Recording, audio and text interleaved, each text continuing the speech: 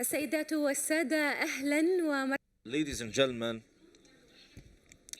welcome once again back to the hall in preparation for the third session. Abdullah, how does great leaders inspire others?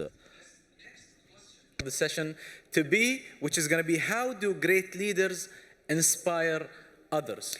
عنوان الجلسة الحكومات المستدامة وتحاور فيها الإعلامية. Title is Sustainable Development, which will be talking about the Helen Clark, the former Prime Minister of New Zealand and the former Director of the UNDP, and Tamara Dozinova, the Minister of Labour, the former Minister of Labour in Kazakhstan, and Gilbert Domat, the founding partner of New India Reform and Development. Today, and we're here today to have a look at what makes a sustainable government and to look at how sustainable government works in hand with the Sustainable Development Goals. We are going to jump straight into it and have a look at how my panel today, who has wide and varied expertise on working towards the Sustainable Development Goals, and in the case of the woman to my left, helping set them, to find out where we are at the moment.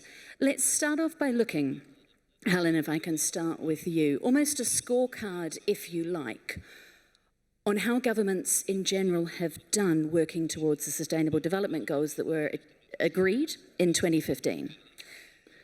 Well, my observation would be that in many, if not most, developing countries, the goals have been embraced and countries have made a lot of effort to put them into national plans and policies and to some extent budgets and actions. And they're mindful that they want to be measured against them when they present to the high-level political forum at the United Nations, which happens each July. And there's quite a long queue of countries that queue up to make a presentation there. The countries which are a bit slower off the blocks with this tend to be developed countries, including my own, which don't have specific SDG strategies. So when they go to the high-level political forum, it's hard to report against it. I also look at the global overview, which shows actually that right now the prospects of achieving the goals are not so great. And if we look at the way the Millennium Development Goals went before these ones, it actually took a while to get traction, and then 5 years before they were due to expire, the international community got in a panic and said, what can we do to try and achieve them? So I think it's right to be raising alarm bells now when we're still 11 years away from the end of the time period, rather than wait till, say, 2025 and have a panic. You know, the goals could be achieved, but they need solidarity, partnerships, financing, and above all, leadership in countries, because without strong leadership on sustainable development goals and what they represent for inclusive and sustainable societies, you're not going to go very far down that track. Well, let's hear from someone who has been involved in the front line of that leadership, Her Excellency Tamara Dozinova, former Minister of Health and former Minister of Labour in the Republic of Kazakhstan. What's your experience been, Tamara, in terms of working towards these goals in those ministries?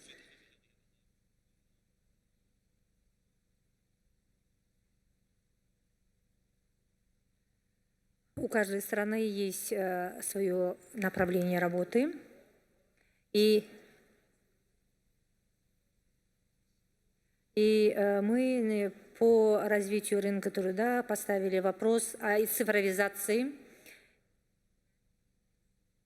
И цифровизация сейчас идет полным ходом.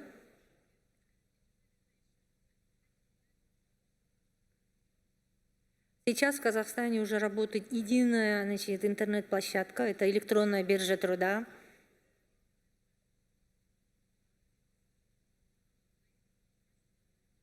И если сегодня у нас 5 лет назад было трудоустройство всего лишь 5% через электронную биржу, то сегодня 5 years ago we had achieved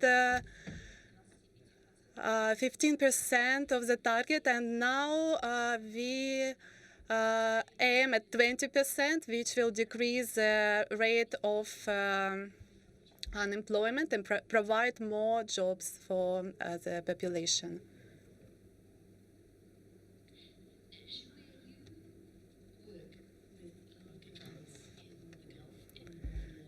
East, and you have done consulting with them as to how to best achieve the Sustainable Development Goals. How would you mark the progress in the Greater Middle East? First, hello. Before starting about the Middle East particularly, I'm coming from a country where there is a revolution now. And I've been for the last 30 days on the streets. Yesterday, 12 people were arrested. I was looking around, 25 countries now are facing uprisings and revolutions. I think this should push us to have a question mark. For the last 10 years, more than 50 countries have lived through uprisings and revolutions. Is the world doing well? So this is why I feel somehow when we talk about sustainable development goals, as if the assumption that there is political will towards this, as if political leadership, and I insist on this, and I know, I don't like the title of the session, it's government sustainability. I don't think governments should be sustainable. Solutions should be, there should be rotation over government. Governments should change. And if you look at the world, if you look at the region, if you look at Lebanon today, what we're suffering from, every time there is a revolution or uprising, we're surprised. Like, why this is happening in the world? And then we look at the measures in the world. This region is part of the regions that has one of the highest inequalities in the world, the gap between rich and poor. One of the highest in exclusion. People don't feel participating in decision making. I'm talking about the whole Middle East. We're looking at a region where people feel their freedom of expression is not respected. And then we're surprised every time there's an uprising or revolution happening around us. I feel, so if sustainability is about 3 Ps, people, profit, and planet, I would like to add a 4th P, politics. We need to redefine policy in this region from a power-centric exercise into a people-centered exercise, where human beings and citizens are at the core of policy making. And the last 15 years I've been working in the region, projects that have succeeded to transform socially, economically, or culturally, or politically, it was because there were people like Helen, people like Tamara, where there was political will. When people in leadership positions made a choice to make things happen, and not only to bring some good experts like me do policies and strategies, when there was a will to enact them for the better of society. So I join Ellen in saying, if there is one thing I learned in the region for the last 2 decades, when there is political will, the possibility of achieving the Sustainable Development Goals is possible. When in countries where there is no political will, I think it's just another conversation over coffee. Right, well, Gilbert has gone straight past my softball warm-up introductory questions and straight into hardball, which is brilliant. So let's talk about unrest. Let's talk about what we're seeing at the moment globally, particularly from youth, whether we're talking about unrest in Chile, whether we're talking about unrest in Bolivia, whether we're talking about Lebanon, or even when we're talking globally about the climate change protests that we have seen. What does this mean for governments in the way that they need to listen to and work with younger people? Well, one of the characteristics of a lot of the protests is actually that they are spanning the age groups. Often it's the youth who will begin something, but then it becomes a sort of rolling movement, and all ages come out. And as Gilbert said, we're seeing a lot of protests. They tend to have different origins. There's some, like in Lebanon and I understand Iraq, where just corruption, just being fed up with the quality of governance is a major issue. You go to Bolivia, where it was an issue of a contested election. People said, that what happened wasn't right and the result was dubious, and within a short period of time, the president was on a plane to Mexico in exile, and there's still a lot of unrest. Chile, it became very specifically about inequality, because the metro fares were raised by 4 cents. But, 4 cents if you're at the bottom of the ladder is an issue. And it was the single spark that started a month of protest, which is still going, and the humiliation for Chile of having to say, we can't host the APEC Economic Leaders Summit, we can't host the climate change COP, and so on. So, we could go on. There's many such examples, but it's inequality. It's a sense of lack of voice in some countries. It's anti-corruption. And then you have, what really has been a youth-led movement, these Friday school strikes by Greta Thunberg of Sweden. And she has galvanized a young adolescent and young teen audience that hadn't really been so vocal before. So the question is, how will all this pan out? And in the end, it is governments that take decisions about the future of a country. So influencing governments, getting involved in structures and being in a position to influence governments becomes extremely important. Gilbert, how do the protests that we're seeing at the moment differ from the protests that we've seen in Lebanon in the past, even in 2015? First, there is something fascinating about the peacefulness of the protest, of the revolution. First, I think I call it a revolution because it's intellectual, it's cultural. It's citizens making a new choice of living together outside the confessional power-sharing system. And that's a huge cultural change. One of the most fascinating things that's happening, the number of discussions that happens in public spaces. You have in every public space tens of people coming together just to discuss about citizenship, constitution, rule of law, freedom of expression, social issues, economic issues, rethinking the economic model. So all these conversations it's becoming entrenched in society. It's led by young people.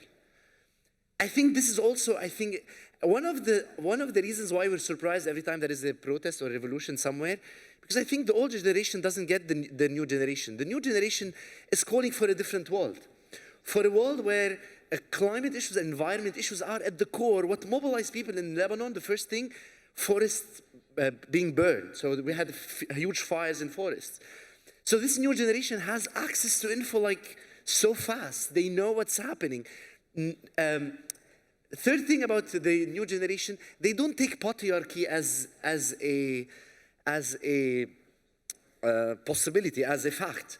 No, yes, any decision should be made through a participatory process. They should be included in it. They don't accept there is a power structure where someone decides and you just take orders. It doesn't work with the new generation. They tweet 140 letters in a tweet.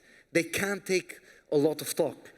Another thing I just want to highlight related to this, because we're talking about knowledge, imagine the opportunity that the digital world is offering now for governments. So instead of this top-down approach, and if you look at Twitter accounts for political leaders in the region, they inform citizens, government informs citizens. While digital world allows for not only the fuse of information, which is important, but also for participation. In the Arab world, the digital tools are not used yet for people contribution to policy making. So I think this is super important, but also for innovation and innovation in politics, to rethink our social protection policies, to rethink our economic models, access to jobs. We're still doing business as usual, and I think we should expect more of uprisings if business is as usual. You mentioned digitization there, and I'm going to bring Tamara in on this because I know that both digitization and, in fact, job creation, which today is linked to it, are two areas that you have been heavily involved with in Kazakhstan. We are going to pause for a moment, by the way, after Tamara's answer in order to let the translation come through. So what challenges and opportunities does digitization throw into the mix, Tamara?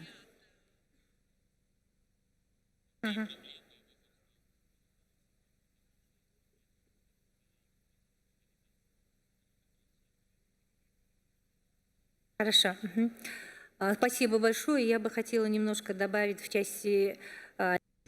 Thank you very much. I just wanted to mention that due to the decisions made by the first president, we had a transformation period from planned economy to market economy. And one of the good examples in Kazakhstan was the education of youth according to the international program, Balasha, and the president had a target so that all the youth was able to study in the best universities and be able to lead and govern the world. A lot of youth have graduated from these universities using the program, and now this youth is working in Kazakhstan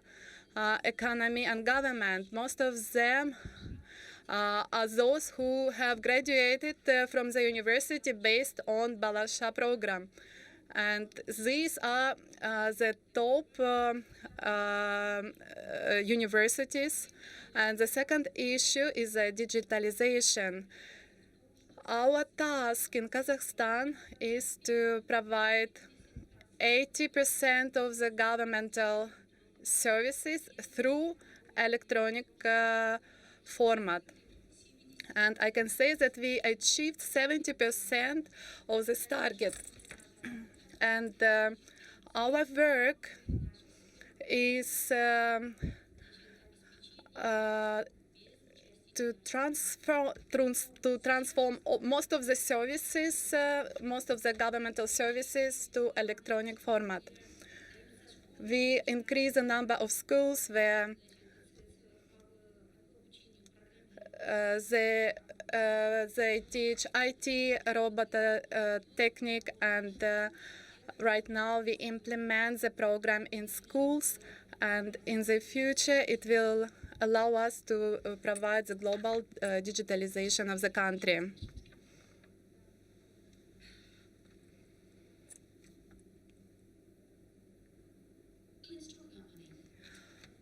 Because financing for the SDGs is obviously a massive issue.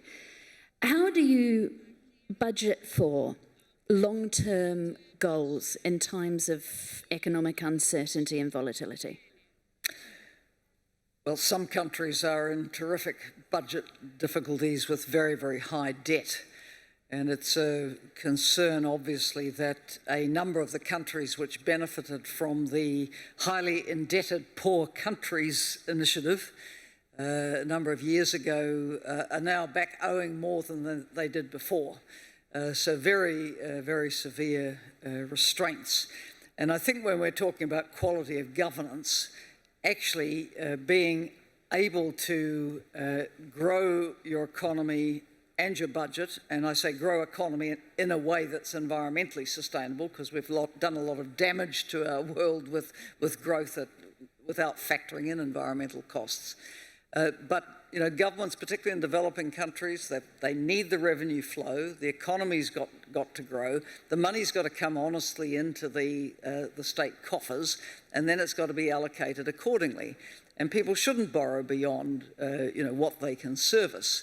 And of course, you can get into a very difficult situation where the IMF doesn't want to know you, the development banks don't want to know you, and then you end up with lending that's low quality and probably has a lot of long-term implications. So I think it sort of brings us to quality of governance. Is there the leadership that demands of ministers and officials a competent performance which can prioritise from the national plan down to specific policies and look at where the biggest steps need to be taken first? One of the challenges of being a least developed country or low-income country is really everything needs to be done, and you can't do everything. There's not the resources for it. So you endeavour to mobilise your own domestic resources.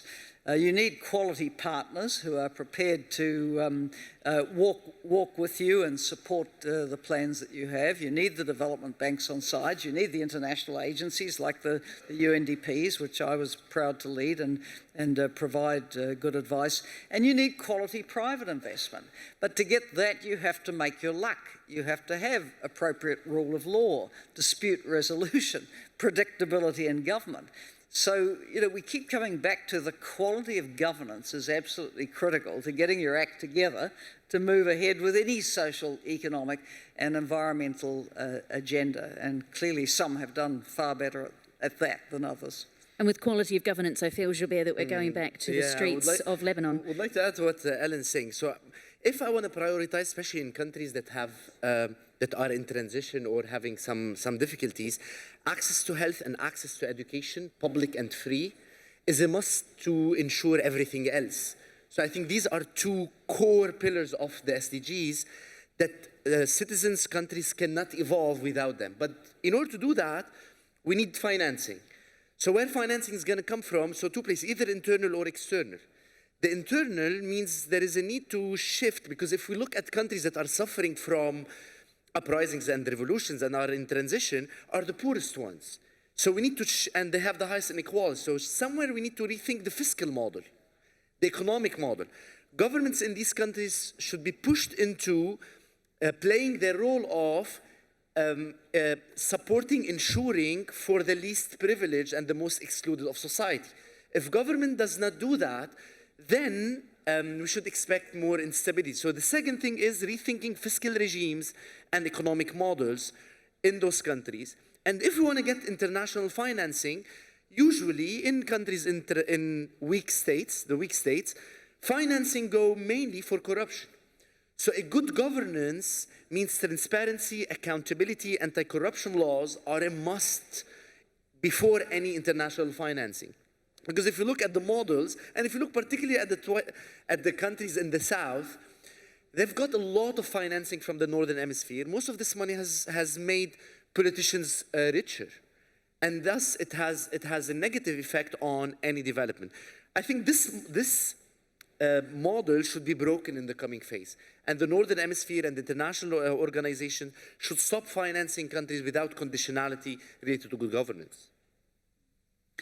Yeah, I don't entirely agree with that, because you see countries like Chile, which is the wealthiest country in Latin America, and it's been submerged in protest now for a month.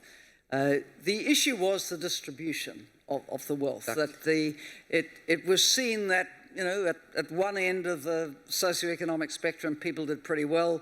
At the other end, they're still in shanty towns.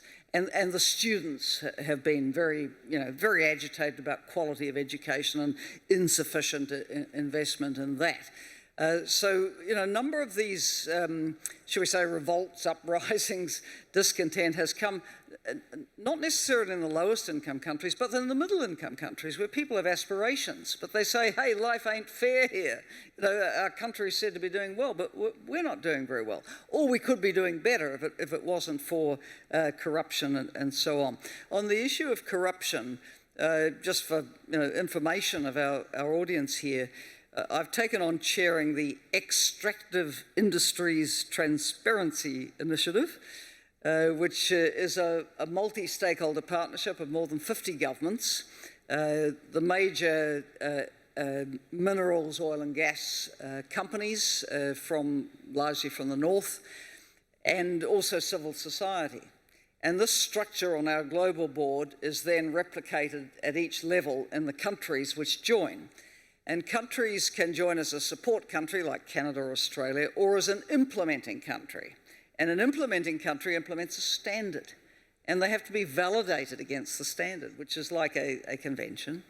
And it's about getting transparency and disclosure about contract allocation, exploration permits, revenue flows, and to endeavour to cut corruption out of these industries, because they have fueled discord, outright theft in many countries over a lot of years. So it's a very specific anti-corruption initiative, and the countries who've really progressed and used it as a policy reform tool have seen rather more money come into the government coffers, which is then available for investment back in health and education and infrastructure and other things. Tamara? В целом, говоря о бюджете и распределении бюджета, я хотела вот с практической точки зрения сказать, что правительство Казахстана сегодня I would like to mention that the government of Kazakhstan has developed 17 targets of United Nations development, and 48% of the resources of the country are directed to healthcare, education, and the third one is providing job places for the population. And I would like to mention that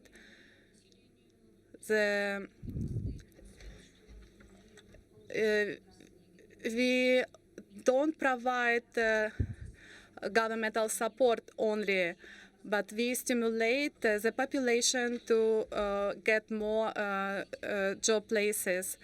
We realize a large-scale work program, and we spend a lot of money, like 20% of the budget, and this is free education, micro lending, and internship for those students who have graduated from universities, and this helped us to decrease the level of poverty from 39% in the country, and this is one of the most important decisions for the government. So on any of these goals, when governments internally aren't working and playing well with themselves, I'm thinking of some of the bipartisanship that we have seen in the UK at the moment, in the US. I mean, I'm very proud to say that my own country, New Zealand, this month has seen a big sort of hands across the divide when it's come to the zero carbon bill, but it is not always that way. So how do we work for targets when civil discourse isn't even necessarily happening? Well, it certainly was an achievement in New Zealand to have the whole parliament vote for the zero carbon legislation. Climate change action policy has been hotly contested in New Zealand in the past. I know from personal experience as a former leader on it.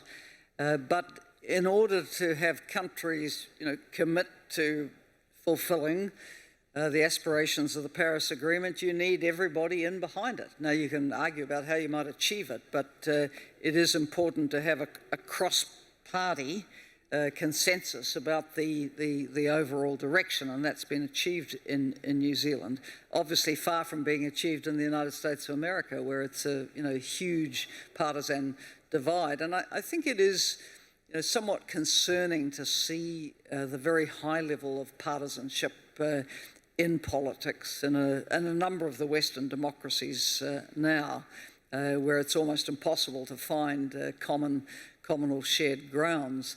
Because a lot of the challenges we face, you can get best minds together to try to work them through. I've set up a foundation in New Zealand, which Helen Clark Foundation, which is specifically around supporting informed, evidence-informed debate about pressing public policies. We have a range of challenges, as many do, but often, the debate can be too polarised. So we have to find ways through that. On the Sustainable Development Agenda, I mean, every government in the world signed off on that agenda. And I think for the civil society groups who follow this and monitor it very closely, that's really your hook for campaigning with governments and holding governments accountable. They all signed up to it.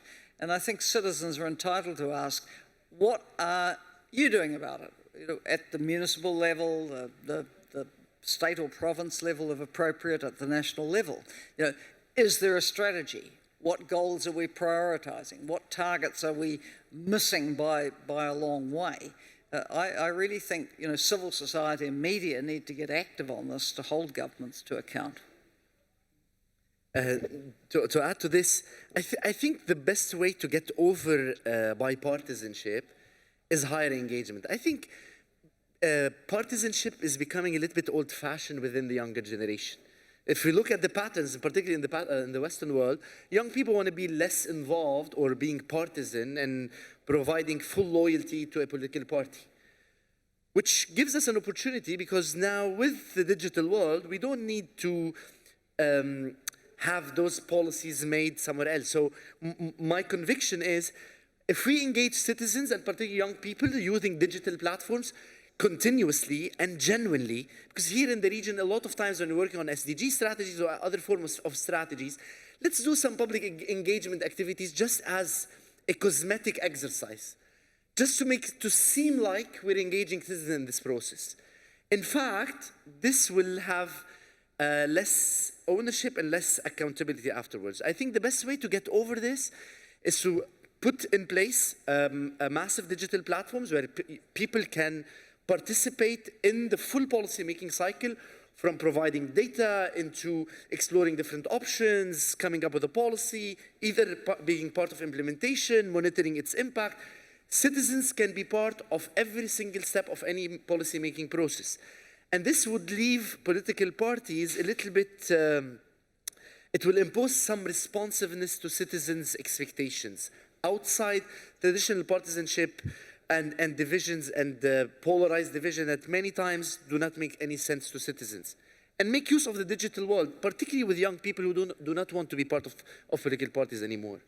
Especially when the most political parties are power-centric and do not offer real platforms for participation.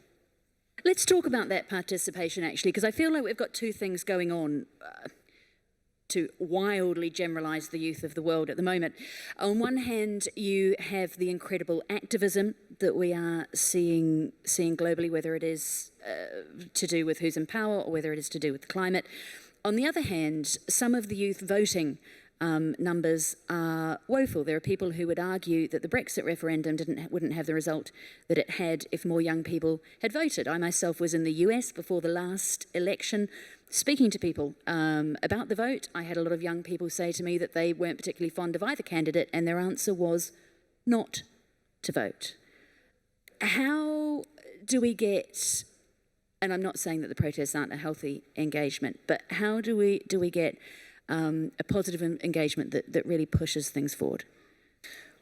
Well, I think Gilbert made a good point about the capacity of digital platforms to get youth in particular more engaged in policy and inputting into it, expressing ideas.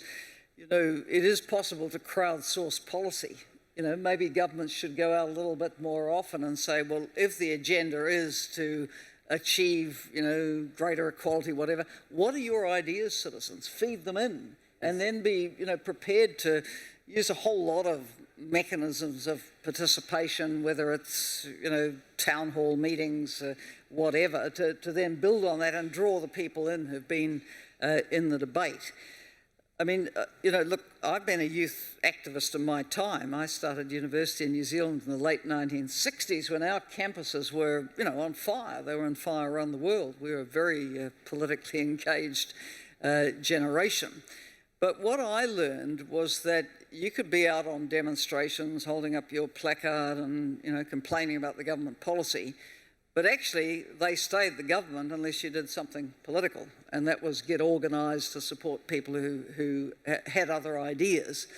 And my strong plea would be to the young people who are very engaged at the moment to really find the ways into influencing the political system. Now in Lebanon, that's taking its own form with the protests on the street and really quite sophisticated demands about, you know, wanting a technocratic government which will rise above the confessional politics of Lebanon. This is really very, very exciting move indeed.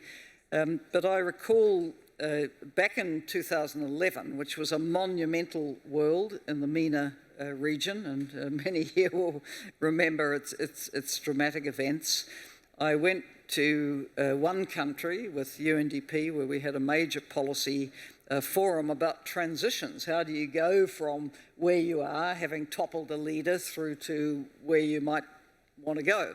and we brought expertise from other countries that have been through transitions, like the transition from the Pinochet government in Chile, the transition in Mexico from one-party government to something else, transition in South Africa from apartheid to democratic government, and we're sharing those experiences.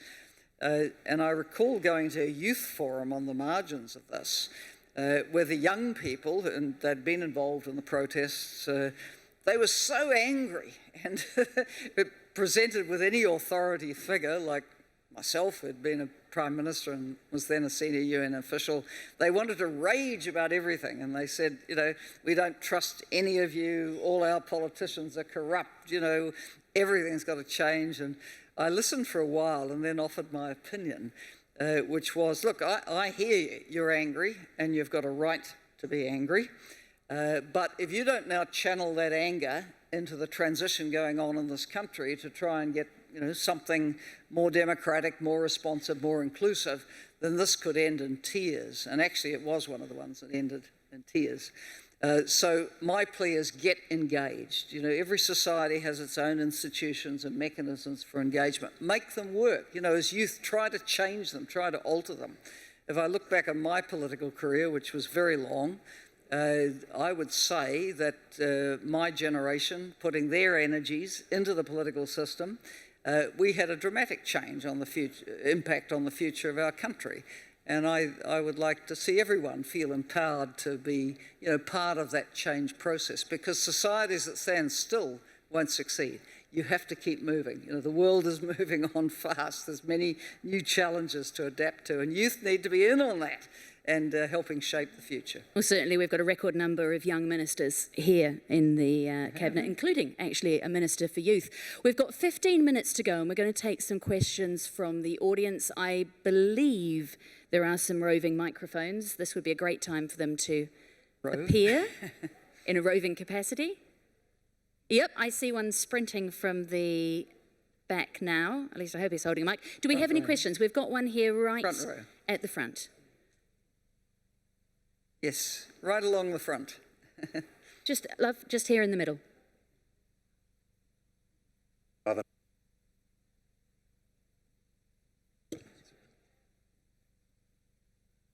السلام عليكم وشكرا Peace be with all of you. Thank you very much for giving me this opportunity to express my opinion. Actually, I believe that the success of any popular movement in any country that you have mentioned is actually the insurance of its integrity and ensuring that it has the same unity and identity, and avoid any party or political movements misutilization or abuse of that movement. What are the main mechanisms of ensuring that this popular movement would achieve its desired objectives? How can we make sure that we don't have another totalitarian regime or despotic regime that would erase the totalitarian or the despotic regime that appeared before it? How can we ensure that no ideological trend would turn this movement into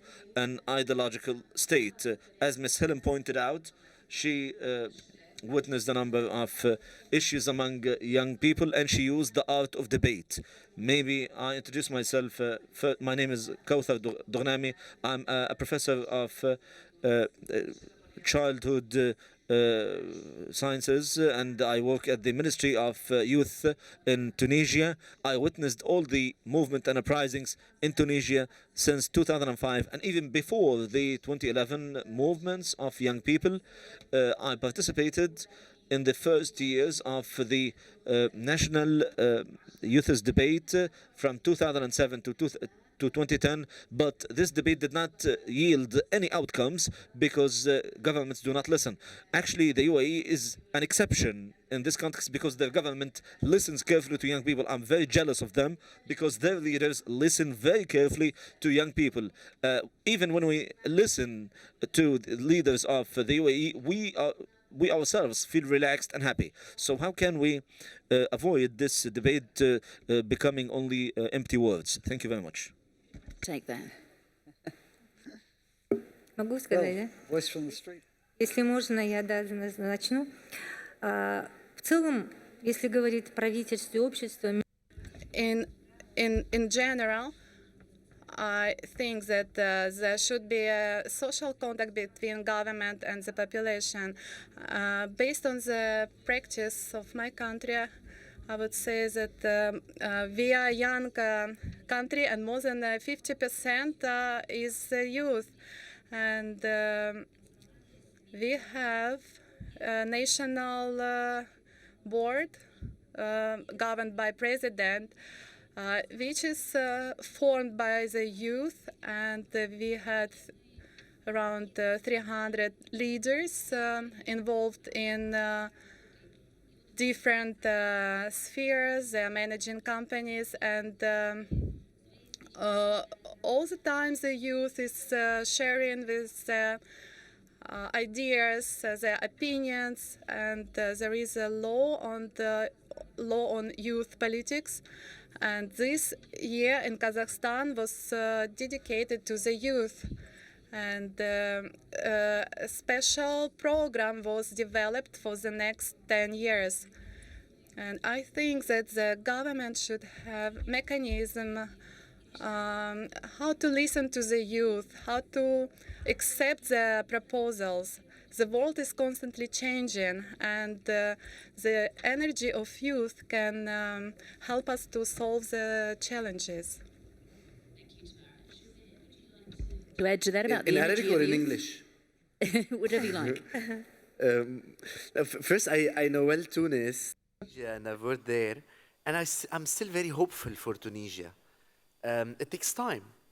So those revolutions, this expectation, things like that are going to happen the second day, it's not true. It's a whole cultural and consciousness change that's going to happen. But you mentioned something, so I think it's about creating this consciousness, inviting people to those conversations that would create this cohesion in society. In principle, in my opinion, government is responsible of social cohesion. We have fragmented societies because governments do not play their role, or sometimes they do not have interest in maintaining cohesion for manipulation and for their political interest. So I think the more spheres we create for political consciousness and engaging people working together around issue-based politics rather than identity politics would eventually create this level of consciousness, with the possibility of creating alternative platforms for political leadership. Means creating platforms where people can have access to power and play a role within policy-making spheres outside the traditional political parties that we know of in countries in transition. But I would insist on the issue of creating political consciousness for people not to fall into the trap of ideologies or violence or instability. Yet I'm radical about this. I wouldn't put responsibility on people for falling into the trap of ideology. Again, it's the responsibility of government that is run by a political elite that is responsible of any social tension or social instability. And we should bring back this into our narrative as citizens in countries. I'm also optimistic about Tunisia, and I had the privilege of visiting about 3.5 years ago. I think Tunisia was fortunate to have incredibly mature lead political actors who were committed to a peaceful transition. And there were quite significant differences of opinions between the major political tendencies, but they committed to a peaceful transition and to dialogue. And I think that really sets an incredible example. I realize things have been tough. You know, the economic situations continue to be very tough for a lot of people. But Tunisia has come out of this with a very good constitution, women's rights enormously enhanced. I think youth can be heard, but it's a journey, isn't it? It's a journey, and you're at a certain stage in that journey, and one would hope that at some point the economy can flourish to the extent that it can also meet people's expectations for dignity, opportunity, quality education, health services, and everything that citizens in a country and civil society in Tunisia is fascinating. Yeah. I think civil society has played a major role. Civil society, incredible. In Tunisia. I mean, across the board, you had, I think, a considerable maturity in Tunisia as to how the tumultuous events of December 2010 were responded to. But, change has been a lot more difficult in a number of societies. I must say I was blown away by the courage of those who assembled in the squares in Khartoum. And there was a sort of 30-year point in the dictatorship there where people said enough, and mobilized by a range of organizations, they came out and protested. There were horrific events in the course of that, people killed and raped by some elements of security forces, but it's a tenuous process. But today, Sudan has a transitional government, and I think, they could really look in no better place than to look at Tunisia and how Tunisia mediated very considerable differences in a mature way. And I really hope for the best outcome for Sudan, because the people have been through a lot.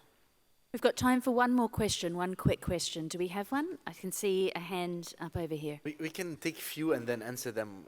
Yeah, as a actually, closing let's remark. take one, and then we've got one next to you, and then we'll do a job lot. Good afternoon. We came here because of our New Zealand friend, and I found out I have a fellow Lebanese one. So my question to you, Mrs. Clark, is this: you are here surely because you, as a country, you are a success story. So can you tell us more about your sustainable government, and if there are any plans to generalize your formula, if any? And another question, any plans to be more involved in the Middle East, in a positive sense, of course? Thank you. Well, I think New Zealand has been successful in many ways. I mean, not everything goes as well as it should, but generally as a country it's done well. And when you look at the international rankings on transparency and anti-corruption, we're usually first or second equal, which is a tremendous thing. I personally think the success owes a lot to the strength of New Zealand institutions. New Zealanders expect the rule of law, they expect strong institutions, they expect a free media that will hold the government to account, they have an open civil society, and they do have inclusive and representative government. And that was very much enhanced by a major change in the New Zealand political system that took place in 1996, when we moved from the British and American style system of, person in constituency who gets the most votes wins the seat, to a proportional representation system, which allowed for a range of parties to be there expressing points of view, and for governments always to be based on some form of coalition. And that in itself forced discussion across the parties. And sometimes the parties that are in a coalition will not have a majority in the parliament. So then, to progress something, they have to reach across party lines. So it's built in a lot more dialogue and consensus building in the political system. And I think that has been an asset. The gentleman here in the Kandura who had his hand up, we'll sneak in as many as we can before they drag us off stage. Hi, my name is Faris Al-Mizrou'i. I'm from Volt.ae. Thank you for coming in today. I came in kind of late, though. I have a question. Since startup companies in the sustainable business, this is something that a lot of people understand, and it's growing very fast. But sometimes government entities will not give the support or the encouragement for us to come in with the new innovative products, ICT or maybe IoTs, to kind of have sustainable. What we've done, based on our experience in this region, the biggest drawback is behavior of a human being. And it is a very challenging way to do it. We had to rely on switches that looks dumb, but they're smart at the back end. How do you see education plays a big role within the youth community that comes up here, which is the majority of us? and there's a younger generation emerging. How can we correct that? Thank you. Can we take a few questions and then we close? That's a great. Like we answer and close at the same time, because I feel there are a lot of Patience in the middle hands here. and we spoke a lot. Yes, thank you. Thank you for all of you for this talented brainstorming talk. My name is Muhammad Al-Baider. I'm a doctor from Sudan, working here for almost 6 years. I'm so happy to hear the talk about our revolution in Sudan, especially for your excellency, Helen. So my question is directed to you, having said the supportive and enthusiastic words. Is there any secret request or secret details, something like that, to be done by the transitional government or state with regard to social peace and economic, and also for all the implement, so as to go out of the ongoing crisis and ongoing what happened in Sudan? This is my question, and I hope to hear elaborated talk from you. Thank you. And we'll also take the question behind you, and we'll address all three. Good morning, everybody. My name is Sultan Abdul Qadir from the UAE, 15 years old. I wanted to ask how could governments give the youth the primary role to lead the sustainable development leap to a better and sustainable world? Okay, who wants to start? Love it. Well, I mean, great questions, thank you. And just to respond to the friend from Sudan, I think everyone who's been watching it from afar appreciates that this has been a very, very sensitive and delicate negotiation between the street, the opposition, and the military. And the military, of course, retain a very significant role in the governing council. I would hope that anyone with the communication lines to Sudanese military will be working those channels to say the place for the military is back in the barracks and not in government. And at the end of the transition, one would hope to see a fully civilian government. The military has its place, but in my opinion, it's not in government. It's a very sensitive transition. But I think, for Sudan, to the extent that, there's scope, I think, really communicating with others who've been down the road of extraordinarily difficult transitions. I mean, the one from apartheid to democratic rule in South Africa, incredible. The one from the dictatorship in Chile to a democratic constitution, incredible. I know, my old organization, UNDP, is always there to bring experiences that countries can adapt from and learn from. And it's played that role in a number of countries. Never prescribing what the path for a country is, but saying, would you be interested in looking at this example or that example of others who've been through extremely difficult transitions. So I really, really am hoping that the Sudanese transition will be allowed to proceed and not be preempted in some way. Just on the issue of entrepreneurship that came from over here, my recollection of years with UNDP and looking at Arab human development reports and looking at the issues raised by youth was that a very significant issue in a lot of the countries was they felt let down by their education. They didn't feel their education equipped them for a role in their society and economy.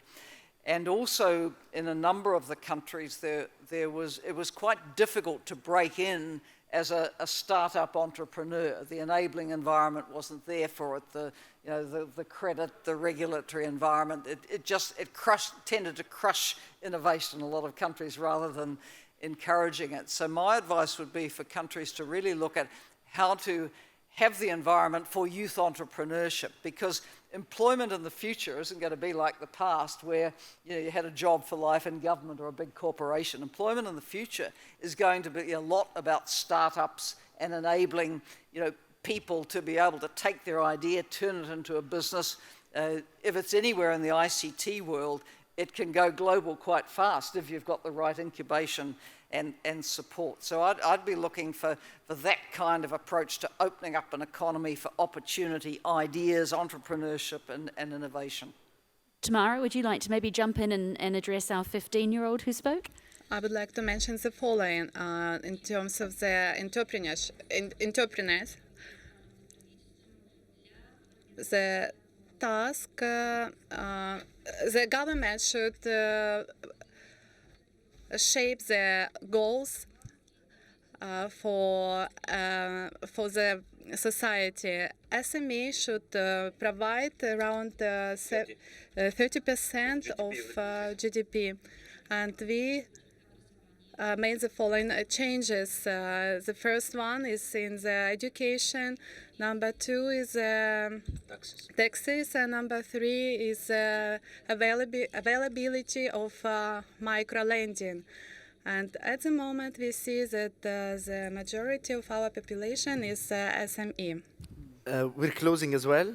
We are. Part of the closing If you want the... So just the question about with the young guy, I think Sultan, about what governments should do, I think you should ask yourself what you should do for governments. I think your generation is more equipped with the skill set of the world and what is needed in the world than governments are, and policymakers using the same old means. So I think it's about you to define how government will perform in the future. As for the startups, in addition to, I don't want to add to Ellen and Tamara, and I agree with what they said. I'll take the conversation somewhere else for the person who asked about startups. I would like to see policy entrepreneurs and not only business entrepreneurs. He's speaking with someone. So I would like to see policy entrepreneurs. So usually entrepreneurship and innovation is about transforming a problem into an opportunity. Yes? So instead of waiting what government should do for you, identify what are elements in the enabling environment that are not working well, and you create the solution and scale it up through a policy solution. If you keep on waiting, nothing's going to happen. So I would like to see, rather than politicians, policy entrepreneurs. Means politicians who would like to innovate and look at substance and evidence and create new ways of solving problems. I would like to see, instead of political leadership, I would like to see stewardship. I would like to see people who listen well, who wants to serve rather than talk. I would like to see as well politicians and consultants like me who are activists as well, who have a purpose, who care for the world and their countries rather than care about power positions. So this is why, to close, I would like to see consultants in the world. I know what I'm saying is not common. I don't separate a consultant or an expert or an intellectual from an activist. I can be both. I would like to see consultants, experts, UN staff members who are working to help governments do a better job. Being activists as well means people who care for a value system, for principles, for a purpose, and not only employees who are paid for a job. Thank you. Thank you very much, Gilbert Dumit, Her Excellency. Honey, can we take it off stage afterwards? I don't think we have time. I'm terribly sorry. I think we're finished. Can we? Okay, we're going to take this off after the panel because I've got lights flashing at me in front of me, and we don't need to get pulled off the stage for this. Gilbert Dumit, Her Excellency Tamara Dusanova, the Right Honourable Helen Clark, thank you very much for joining me today. Спасибо. Спасибо.